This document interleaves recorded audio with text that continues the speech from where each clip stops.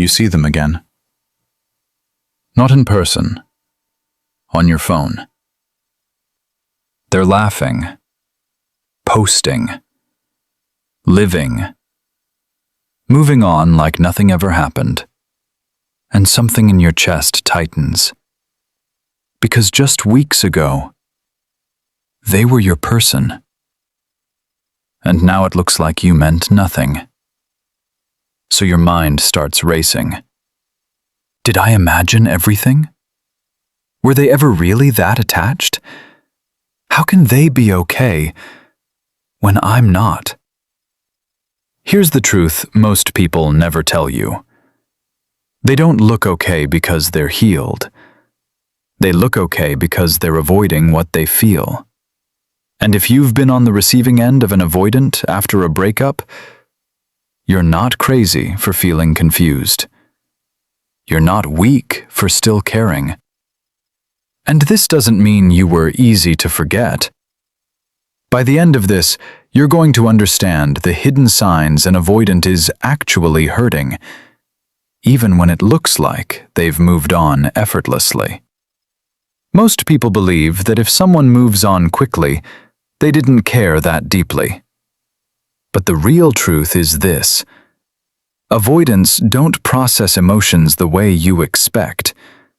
They manage them by creating distance from them. Not because they're cold, but because their nervous system learned early on that closeness isn't always safe. So when a breakup happens, it's not that they feel less. It's that they feel too much and don't know how to stay present with it. So they disconnect. They distract. They detach. What looks like indifference is often emotional overwhelm beneath the surface. Avoidants don't break down immediately. They delay their pain.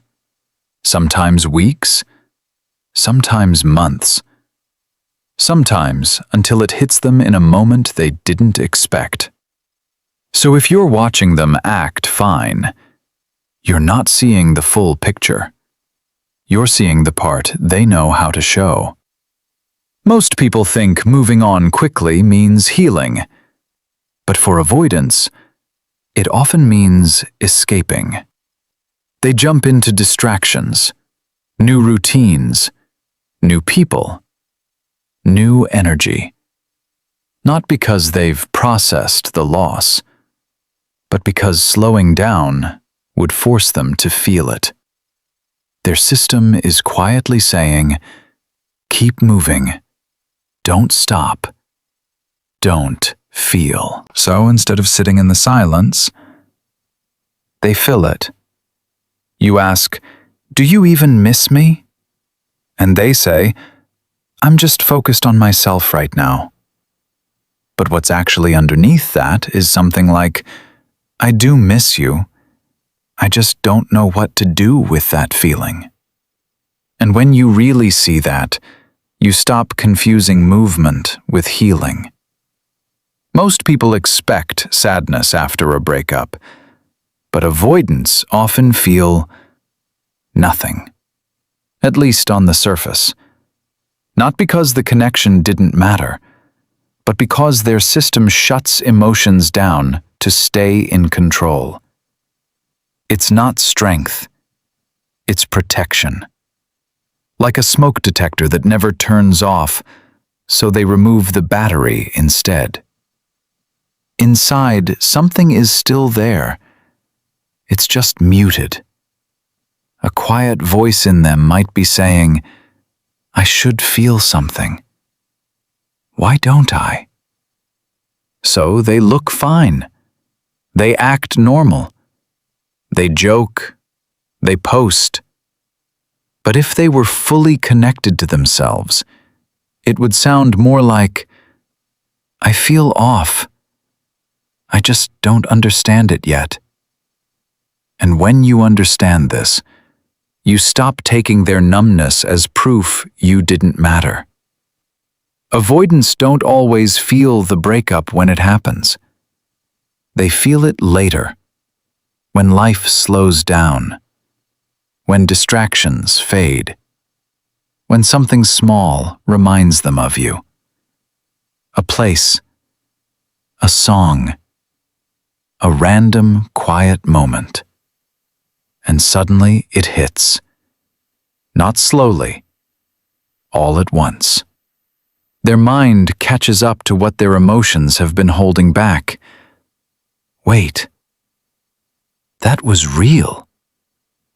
That actually mattered.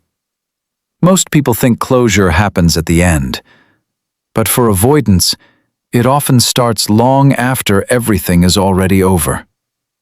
And when that delayed wave finally comes, it's heavy. Because now they're feeling everything they postponed, all at once. And here's something most people completely miss. Avoidants rarely reach out directly. But they don't fully disconnect either. They watch. Quietly. Your stories.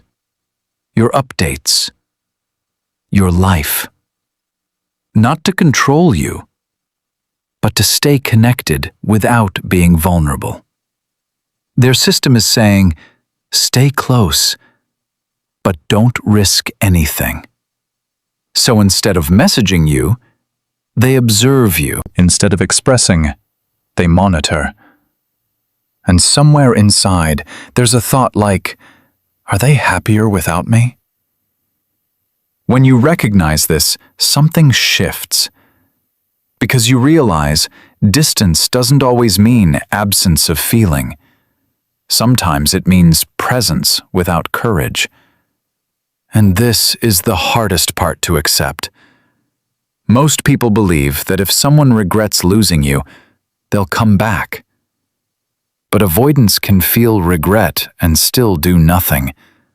Not because they don't care, but because reaching out feels like emotional risk.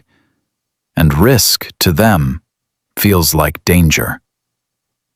So they sit in it, thinking, what if I mess it up again? What if they reject me? What if I feel trapped again? So instead of repairing, they stay silent. Not because there's nothing there, but because they don't know how to move toward it safely. And when you really understand this, you stop waiting for someone to become who they're not ready to be. This isn't about decoding them forever. It's about understanding enough to release yourself from the confusion. Because when you see these patterns clearly, you stop chasing clarity from someone who can't give it, and you start becoming someone who doesn't need it. This isn't a trick. This is emotional growth. This is you choosing peace over patterns, awareness over attachment. And here's what changes everything. You don't heal by understanding why they couldn't love you fully. You heal by no longer needing them to.